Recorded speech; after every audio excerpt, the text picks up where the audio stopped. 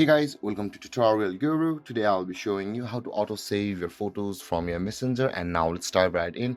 Now to auto save your photos or your videos from your messenger to your phone's gallery, first open up your messenger app on your phone.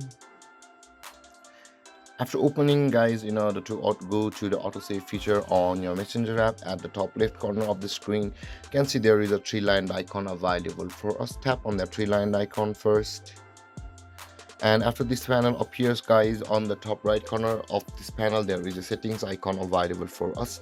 Tap on the settings icon, and on the settings side of the messenger, guide scroll down to the bottom of the screen, not the whole bottom, but until we can see the preferences categories, and there is the photos and media option available for us under the category of preferences, guys. So tap on that photos and medias, and you can see a feature over here where it says save on capture, and it has a description saying save new photos you take in the app to your gallery, and the current toggle icon is turned on for me, and if it is turned off for you, then none of your photos on your messenger will be auto saved to your phone or to a gallery on your from your messenger. And if you type it back on, and it'll turn to blue, and this is the moment where from now on you will start to auto save photos or videos on your messenger.